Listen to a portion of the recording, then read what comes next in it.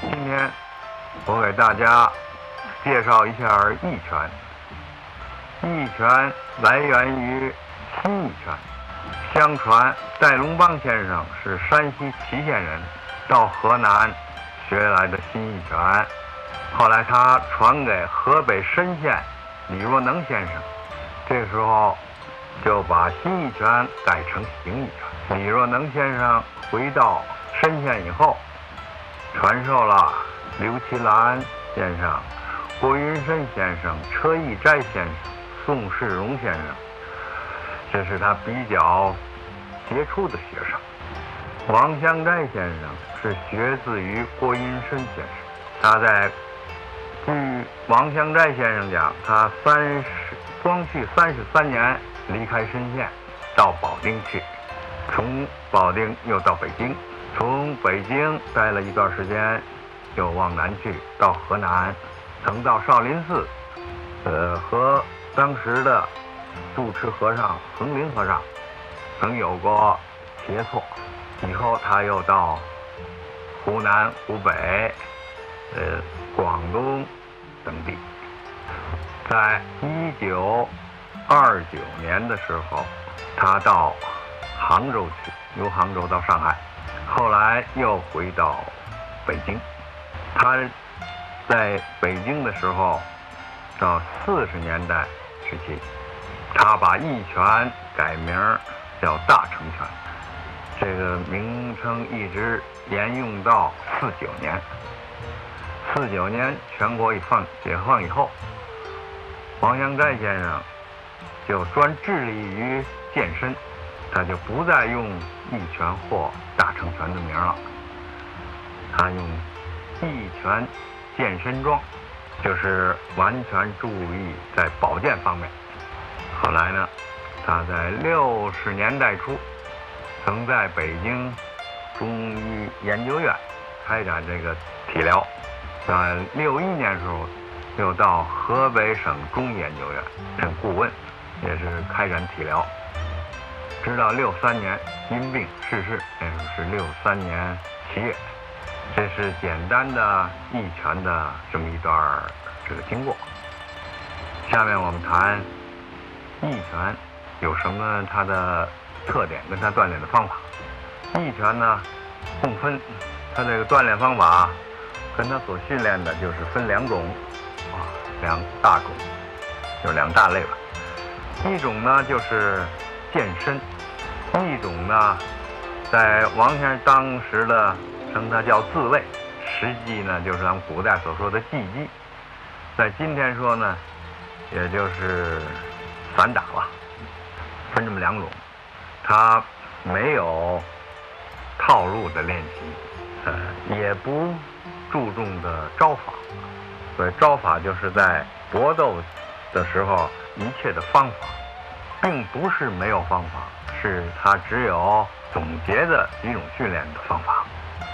不崇尚说某招破某招，某式破某式。在我们认为2个人在搏斗发挥自个儿的本领的时候，期间不容思考，完全靠自个儿的反应跟自个儿的力量与速度来决定。所以呢，因为这种的看法，所以不崇尚招法。训练的不举拳术，拳术技击这面也好，健身这面也好，它的最基本的功法就是站桩。一般来说，对于保健的名字就叫健身桩。关于技击这方面呢，叫技击桩。技是技术的技，击是打击的击，技击桩。在古代的名呢叫混元桩，3点水一个均字，混元桩，圆满的圆，混元桩。在健身桩里头是采取静止不动的状态，摆一个姿势，在静止不动的状态下锻炼。当然有站式，也有坐式，也有卧式，也可以在行走中练。这是健身桩包含的它在站桩里的几个不同的形式。在健身桩里头，在开始站桩训练的锻炼的时候，它有3个比较原则的要求。第一个就是精神集中，二一个是周身放松，第3个呼吸自然。精神集中并不是说一锻炼一开始的时候就能做到什么也不想，要求是精神比较安静就可以了，这是相对的静，比较安静就行了。只要脑子里头不乱想，比如说最不要想的就是不愉快的事情啊，愤怒的事情啊，琐碎的事情，这些事情最好不想。但是不想也不要想这些个事儿，但是还要想呢，在这个站桩里头，在精神集中里头还有一个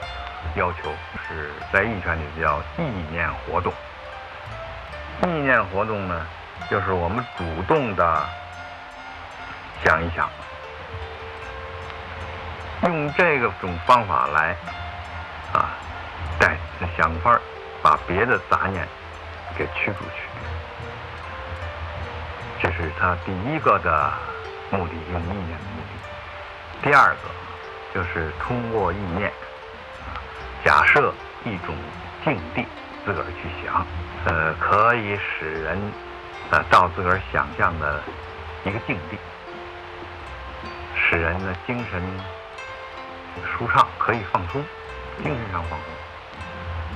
所以这精神集中也要求精神上首先能松下来。我举例来说，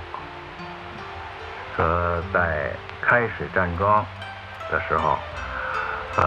摆好一个姿势，首先不要想自个儿是在这儿要练功，通过练功我可以切病也好，健身也好，先不要想着。就是说我们到一个空旷的地方也好，如果在屋里头，可以把屋里的空气换一换，打开窗户换一换新鲜的空气。我们可以从窗里头往外看，在这时候不要想我要练功，我是想站在这儿要休息休息，那么一种心情。等自个儿心情稍微安定点，然后再开始。这个时候呢，把姿势摆好，用意念的举例说，就是说开始站上，脑子里可以设想自个儿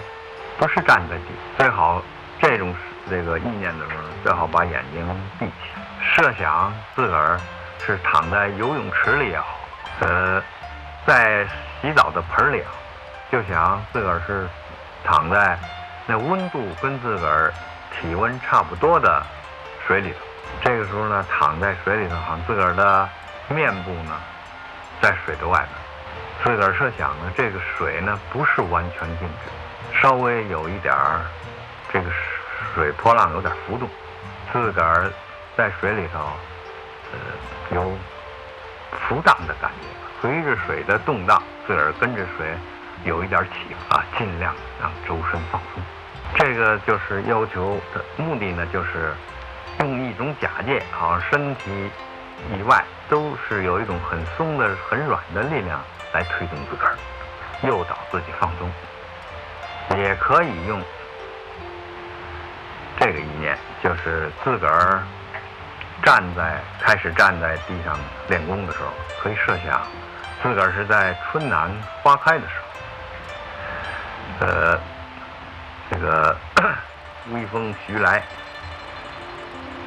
自个儿呢好像能听到这个鸟语，甚至于好像自个儿能够闻到这个花卉的这个香味儿。自个儿还要设想有一种很轻很微的一种风吹到自己的身上，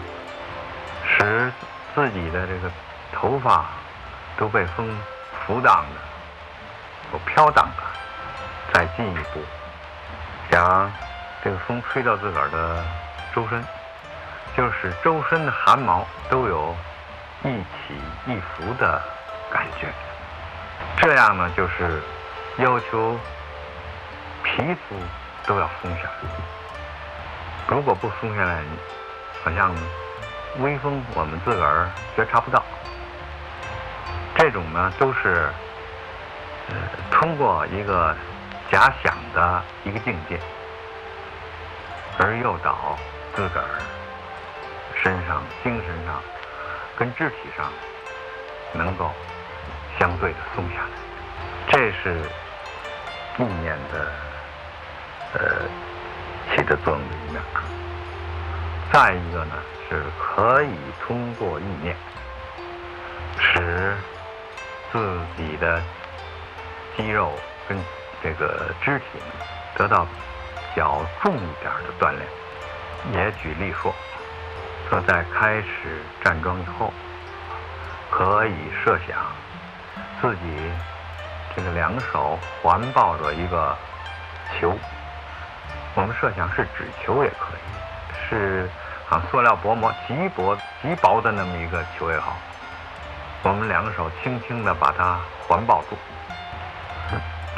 并且想周边有轻微的风。如果我们没有环抱这个球的意思，这个球就会被风吹走。如果自个儿怕着飞走，得拿手环抱它，但是你稍微一用力，这个球就会爆破，也可能就把它给压瘪了，既不让它飞，又不让它瘪。这是要意念去想，实际呢，就是在抱与不抱之间。如果锻炼有一段时间的人，通过这样意念，他会感觉到有这么一个球的感觉，从而肌肉上能感到肌肉里头当时就能发生冲胀有冲胀感，有热的感，有的感觉到自个儿的身上的这个血直向手梢上冲撞，这是初步能够达到这样。但是意念不是要求我们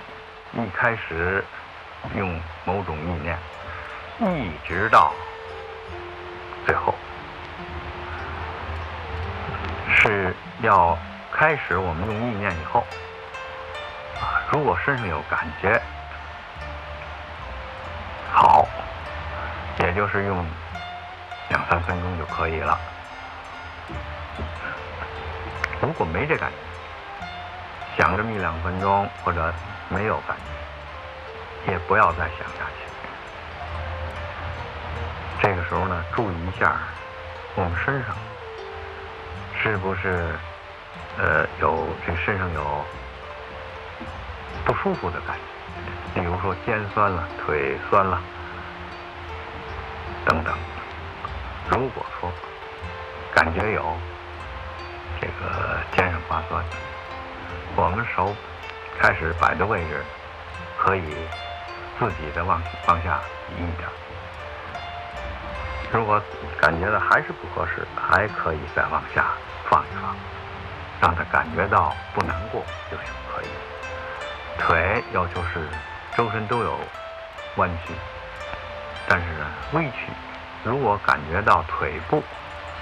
尤其小腿发胀，也可以把姿势略微高一点。如果高一点后感觉过于轻松了，那么自个儿还可以往下调一调。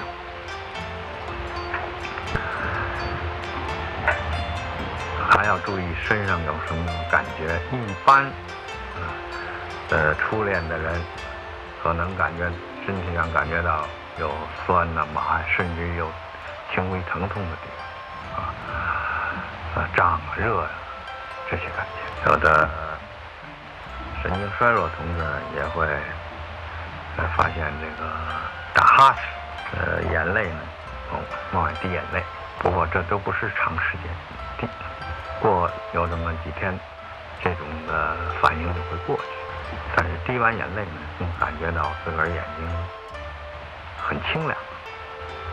再有一种呢，就是过去身上受过创伤，比较重的创伤，或者动过大的手术也有的是身上已经有了疾病，但是不明显，这在通过站桩里头都会出现，就是有反应，感觉到那个地方不舒服。如果我们自个儿在锻炼中感觉到有这种或者是酸或者是疼，有的甚至于过去受过这个创伤的地方，这个肌肉都会有微微的抖动，但是不要害怕，可以坚持一会儿。有的时候坚持一会儿呢，这些感觉就消失了；有的呢，坚持一会儿，可能感觉到更加剧了这种感觉，这样呢就可以休息了散散步或走一走。如果站的时间很短呢，那么就可以再站1次或2次。这个意念呢，用就是一种方法，如果能达到我们的所想的那个要求了，就可以停止了。等一段感觉到身上什么感觉也没有了，就是说用的有风吹自个儿或水漂浮自个儿，身上有一种轻微的舒适感没有了，那么就可以再用。这是头一个要求呢，就是精神集中跟意念。第二个呢，要求就是周身尽可能放松，因为我们有个姿势在站着，就在讲究说我们随随便便在坐着，也不可能有绝对的松。站着如果我们在站着有再加一个姿势，我们周身的肌肉都得做张力性的运动，否则的话我们也站立不住，坐着也是如此。有的久病的人坐也坐不住，说明呢在坐的时候身上也要一体部分力量，肌肉也要有紧张。所以这个周身放松呢也是相对的。简单的说，也就是我们能够将维持那个姿势就可以了，不要用更多的力量。在一拳站桩功里的要求就是松而不懈，懈是懈怠的懈。虽然放松，但是不能让它太软下去，得保持一个最低的消耗体力的这么个姿势，就是仅仅能维持那姿势就可以了。这松呢也是相对的松，但是说也是强调了身上放松。如果我们在站桩的这个锻炼中，如果感觉到有时候能感觉到自个儿这个肢体紧了，那就自个儿注意下意，是不是这个姿势摆的时间长了疲劳，那么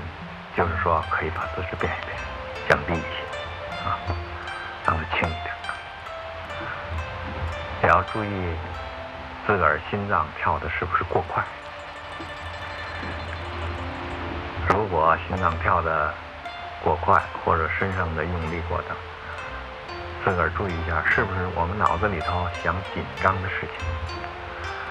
因为想紧张的事情稍微一长，会导致自个儿这个肌肉发紧，心脏跳动的越来越快。再注意是不是用力过大了，用力过大也会出现这样的情况，自个儿注意一下。如果说心脏跳得快，是因为自个儿用力过多了，那就少用力。如果自个儿脑子里想紧张的事儿、不愉快的事儿，那就可以不想。这个松呢，也是相对的松。第三个呢，就是呼吸自然，就是在练功里头要求用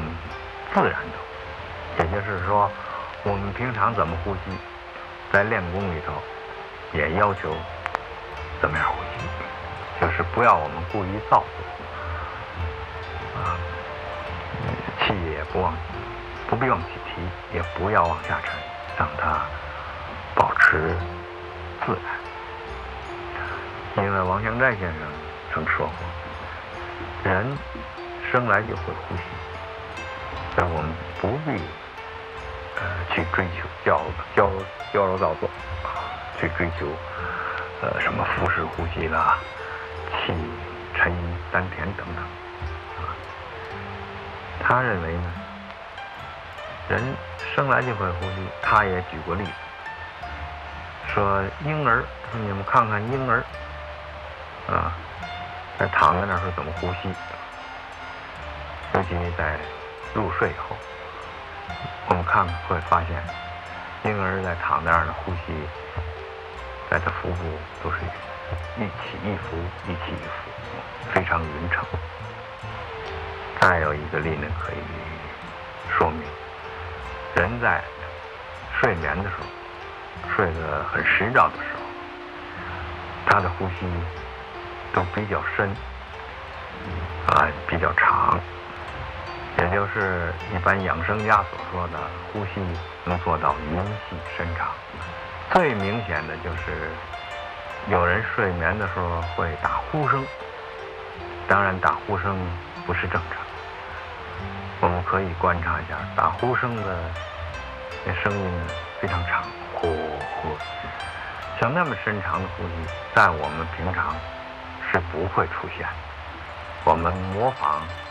也模仿不了，造作也造作不到的。也就是说，我们脑子能够相对的静，和肢体能够适当的松，使周身能感到舒服，有一点舒服，是受到有几个良性的这个刺激。在这种状态下，时间一长，所以所谓的匀细深长的呼吸就会出现。所以我们不要去追求它，因为我们故意造作的呼吸做得不适当，可能还会出现。所以在这个自然呼吸就是要求恢复我们本来的匀细深长的呼吸，但是不要追求，就是说是用自然呼吸，实际也就是强调了自然。如果我们在站桩中间发现我们自个儿憋气了，那可能就是也是跟身上放松一样，脑子或身上是不是想紧张时，是不是用的力量大，或者是发现自个儿呼吸短促，心脏跳快了。在这个时候呢，在练功里我们可以轻轻地把嘴张开一点，同时有意识地做比较深长的呼吸，就是口鼻同时呼吸，呼吸3-4次或者1-2次，感觉到呼吸恢复正常了，那么我们再轻轻地把嘴闭上，就能够解除呼吸紧张就可以了。练功的这个时间就是每一次练功多长时间，我们最好不做硬性的规定，自个儿以前就规定，或者10分、15、20等等。就是我们在那儿练功，不管你站也好，坐也好，如果感到安静跟舒适，那时间就会长。如果我们感觉到脑子里头安静不下来，想起这个杂念的纷至的时候，或者身上不舒服，那就站的时间不会长，因为烦躁了，反正觉得时间过得很慢。如果说我们做的得法，身上感受舒服，那时间过得很快。有的同志们练功，开始练的时候呢，5分钟都感觉过得很慢，好容易才到5分钟。等他某一天能做到脑子相对的安静下来，他身上也感到舒服，甚至于说能够把自己忘掉十练功，就是能做到忘我的这情况下，那解5分钟一下就跳到30分钟，这种例子很多他一看表嘛，哎呀，30多分钟，那怎么时候过得那么快？实际时间还是时间就是自我的感觉不同。这个呢，就是说练功的时候呢，我们不要追求时间，也不要追求姿势，要求这个姿势抬到什么高，怎么样的高度，手型什么样，腿要求什么，这些个要求呢，在初练的时候呢，不是主要的，就是说应该注意到上面提的那3个，就是精神集中，周身放松，呼吸自然。做到这3点，这个姿势呢，不要追求它，但是不是说练这个健身桩就一直不讲究，而要观察他，通过练功，他身上的反应是，让人观察他这个身上的这个体力是不是适合站也就是说不适合站会造成他的紧张，会恐他在站里头反倒收到不好的效果。所以呢，一般说呢，总是让同志们坐着练，但是呢，有的同志认为坐着练呢效果差，非要站。结果呢，在有一段里头，他适应不了，结果效果反倒不好。所以在为自个儿保健，或者是为增强体质，使这个慢性病得到这个好转，一直恢复健康，那必须我们得符合自个儿身体的客观条件不要凭主观。我想怎么练，实际我们身体不能适应，这一点在锻炼里头也是主要的，这是主要的，这是健身桩一般的这个要求。下面我再介绍一下这个竞技桩。